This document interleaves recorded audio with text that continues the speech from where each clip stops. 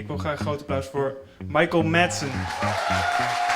Afgelopen weekend was het Crossing Border Festival in Den Haag compleet uitverkocht. En een van de hoofdgasten was acteur Michael Madsen. Zijn faam werd groot door te spelen in films als Donnie Brasco, Thelma & Louise en The Doors.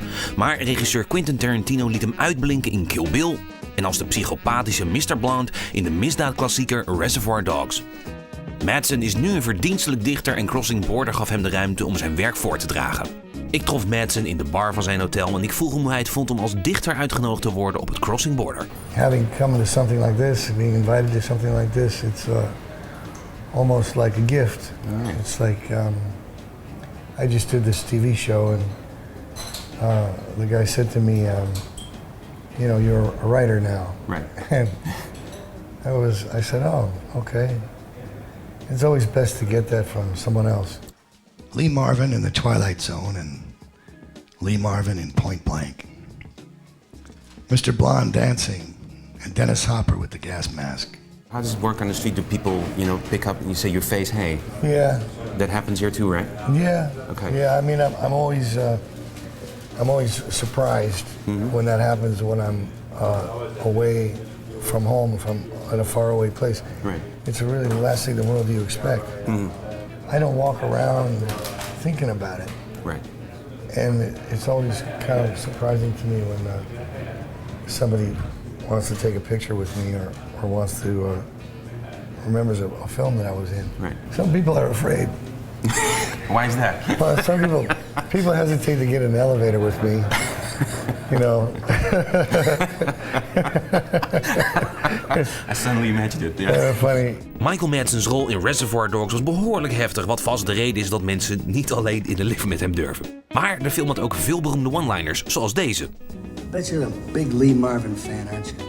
Ik weet dat Madsen gek is op oldschool acteurs zoals Lee Marvin, dus dacht ik, misschien slaat het wel een beetje op hem. I love the line, and I think I can even say that to you. You must be a big Lee Marvin fan. Is that true? Is that true? Yeah. It is true, yeah. Which is ironic that he had me say that because I ask it to another person. I ask Harvey that question, but I truly am. Point Blank and the Dirty Dozen. Yeah. I mean, Lee Marvin was pretty one of a kind. Yeah. They had a certain screen presence, you know. They could always want to watch him. You know what I mean? The Humphrey Bogart. Yeah. If you put Bogart, on the screen with somebody, he doesn't have to say a fucking thing. Right. And he can just stand there with his cigarette, Yeah. And who are you gonna look at? You're gonna look at him. Je zou van Madsen zelf wel kunnen zeggen dat hij screen presence heeft. Hij vindt het prettig om te improviseren en losgelaten te worden in zijn rol. Quentin Tarantino let me do that. Yeah. He pretty much lets me do whatever I want. I made up a lot of stuff in Reservoir Dogs and Kill Bill. A lot of that stuff is not in the script. But you have to have a director who's brave enough to let you get away with it.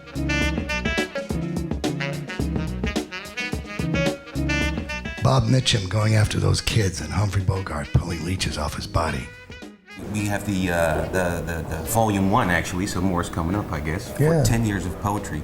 If you look at this one, I had the one in American Badass. I like the Blackbird story a lot. Too bad it wasn't in here. But do you have a favorite in this one, which you really like at this moment that's close to you? I mean, it's big, but... I like the one that's called Movies. I can't read it without glasses, though. Jack Nicholson playing the piano, Jimmy Stewart loving Donna Reed, and Jimmy Stewart doing just about anything. Well, there's three people in my life that are gone. They're Christopher Penn, David Carradine, and Dennis Hopper. Yeah.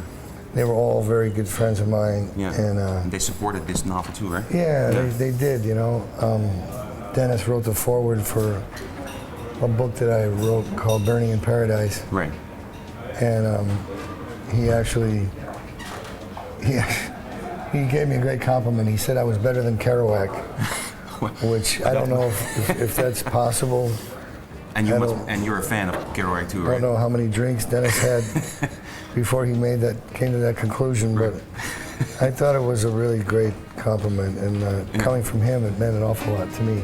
Acteur en dichter Michael Madsen. Zijn verhalen en gedichten zijn in boekvorm te krijgen. En wil je meer informatie over hem en het Crossing Border Festival? Kijk dan op onze site.